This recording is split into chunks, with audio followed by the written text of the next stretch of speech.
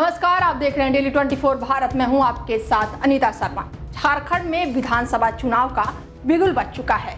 चुनावी रण सज भी चुका है और धीरे धीरे योद्धा यानी कि उम्मीदवार भी चुनावी मैदान में उतर गए हैं। बीजेपी ने 66 प्रत्याशियों की पहली लिस्ट जारी कर दी है, तो कांग्रेस ने 21 उम्मीदवारों को अपनी पहली लिस्ट जारी कर दी है। इस बार का झारखंड चुनाव 2014 और 2019 से बिल्कुल अलग होने वाला है और ऐसा माना जाता है कि झारखंड में आदिवासी वोटर सत्ता की चाबी होते हैं और आपको हर विधानसभा चुनाव में देखने को मिलता है कि आदिवासी समाज के लोगों का झुकाव जिस भी पार्टी की ओर होता है, सरकार उसी की बनती है। इसी को देखते हुए भारतीय जनता पार्टी, झारखंड मुक्ति मोर्चा और कांग्रेस से लेकर सभी बड़े बड़े दलों का आदिवासी मतदाताओं पर पैनी नजर है।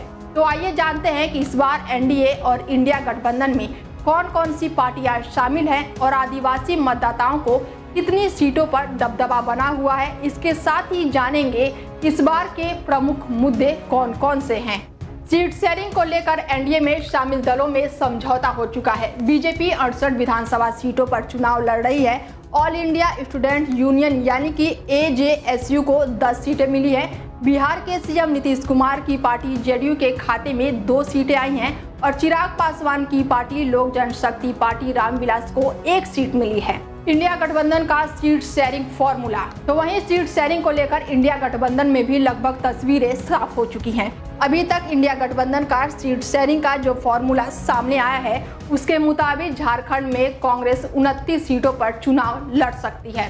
कितनी सीटों पर आदिवासी मतदाताओं का है दबदबा? बता दें कि झारखंड में कुल 81 विधानसभा सीटें हैं। इनमें से 43 सीटों पर आदिवासियों का दबदबा है। यहाँ 20% से ज्यादा आदिवासी वोटर है।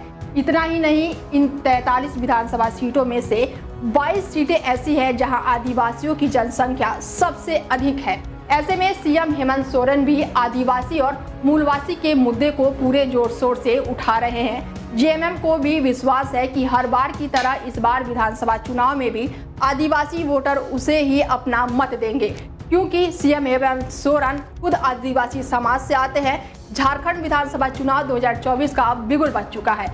इस राज्य में 13 नवंबर और 20 नवंबर को 2 चरणों में मतदान होंगे और वोटों की गिनती 23 नवंबर 2024 को होगी। 23 नवंबर को तय हो जाएगा कि एनडीए या इंडिया गठबंधन में से किसकी सरकार बनेगी। झारखंड में आदिवासी वोटर सत्ता की चाबी माने जाते हैं। फिलहाल इस खास पेशकश में मेरे साथ इतना ही। देश दुनिया की तमाम बड़ी खबरों के लिए देखते रहिए डेली 24 भारत। नमस्कार।